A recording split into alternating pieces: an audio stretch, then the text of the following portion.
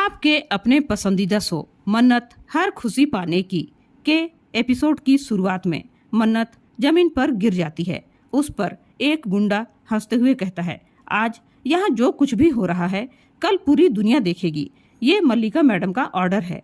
कहकर वह ठहाके लगाकर हंसने लगता है। उसकी हाँ में हाँ मिलाते हुए दूसरा गुंडा कहता है, मैडम आप बहुत खूबसूरत हो, और उसके साथ अपनी रात रंगीन करने की बात कहता है। और एक गुंडा वीडियो बनाता है। तब मन्नत सोचती है, मुझे डरना नहीं है, मुझे हिम्मत से काम लेना होगा और अपने आप को बचाना होगा। और वह उन गुंडों से बचकर भागने लगती है।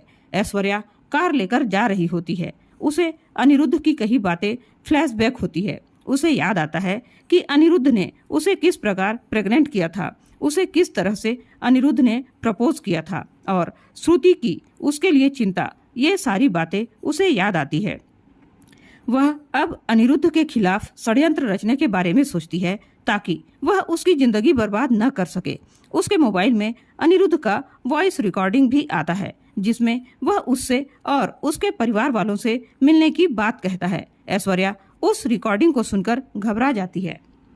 तभी उसके मोबाइल में नीतू का फोन आता है। वह ऐश्वर्या को बताती है कि मल्लिका ने शराब पी रखी है और उसकी हालत खराब है। ऐश्वर्या उससे कहती है कि तुम अभी उसे संभालो, मैं तुरंत ही आ रही हूँ। मन्नत विक्रांत को फोन लगाती है, लेकिन देखती है कि उसके मोबाइल का स्क्रीन पूरी तरह से टूट गया है। वह घबरा जाती है। फिर वह पीछे वाले दरवाजे से बाहर निकलने की सोचती है। तब तक वे गुंडे वहां आ जाते हैं। मन्नत छुप जाती है। मन्नत उनका ध्यान भटकाने के लिए एक कंटेनर का ढक्कन दूसरी ओर फेंक देती है ताकि उन्हें लगे कि मन्नत उसी तरफ है, और मन्नत दूसरी साइड से भागने की कोशिश करती है। विक्रांत मन्नत को ढूंढते हुए श्रुति के पास जाता है और उसके बारे में पूछता है कि वह कहाँ है। श्रुति उसे बताती है कि वह तुम्हारे लिए केक लेकर मेजबानी गई हुई है। विक्रांत मन्नत को फोन लगाता है, लेकिन मन्नत का मोबाइल स्विच ऑफ आता है। श्रुति घबराकर मल्लिका के ऊपर शक करती है। तब विक्रांत उसे बताता है कि मल्लिका उसी के साथ थी और उसने शराब पी रखी है। विक्रांत की बात सुनकर श्रुति कहती है, कहीं मेरी बेटी किसी बड़े मुसीबत में तो नहीं फंस गई है, और वह भगवान से उसकी सलामती के लिए दुआएं मांगती है। विक्रांत श्रुति को समझाता है कि वह मन्नत को ढूंढ कर लाएगा और वहां से चला जाता है। ऐश्वर्या दौड़ी भागी मल्लिका के पास जाती है। वह देखती है मल्लिका तो मजे से बैठकर गाने सुन रही होती है।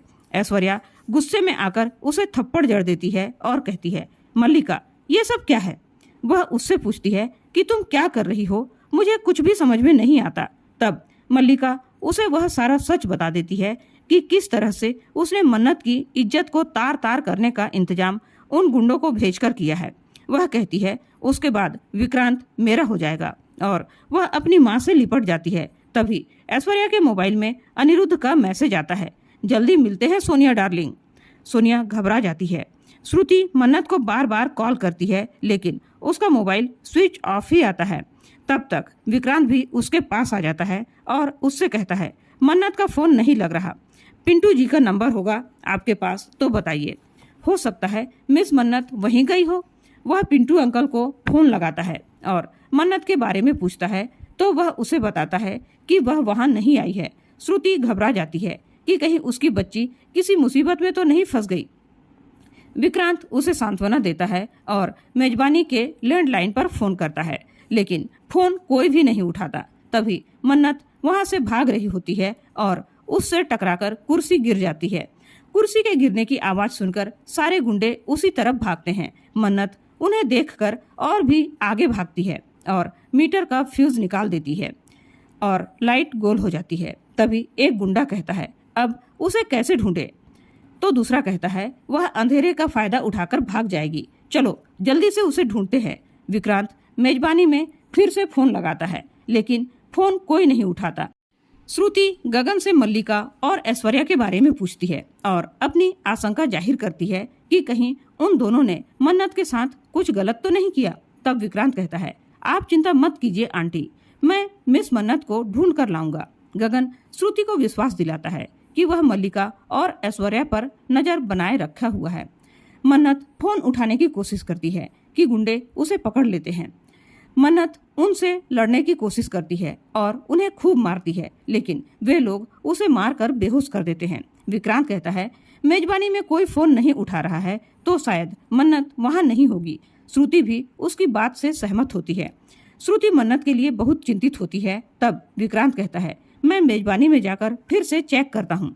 गगन भी श्रुति को सांत्वना देता है। गुंडे मन्नत के हाथ पैर बांध देते हैं। तब तक उन्हें किसी के आने की आहट सुनाई देती है। वे लोग उसे घसीटकर एकांत में ले जाकर छुपा देते हैं। विक्रांत मन्नत का नाम ले लेकर पुकारता है। तभी उसके पैर से फ्यूज का ग्रिप टकरा जाता है और वह उसे लगाता है और लाइट आ जाती है। वह देखता है चीजें इधर उधर बिखरी हुई है। वह मन्नत को आवाज लगाता है, इधर उधर ढूंढता है, लेकिन उसे मन्नत कहीं भी दिखाई नहीं देती। वह स्टोर रूम में जाकर देखता है मन्नत को।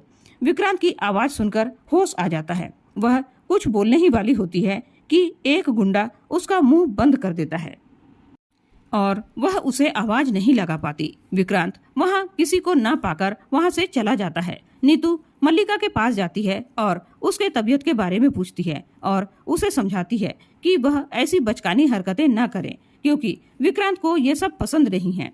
वह मल्लिका से कहती है कि दोबारा ऐसी गलती नहीं होनी चाहिए, तो मल्लिका हाँ में सहमति देती है। तभी वहाँ गगन जाता है और ऐश्वर्या के बारे में पूछता है तो नीतू बताती है कि वह अभी यहीं पर थी, अभी अभी बाहर निकली है।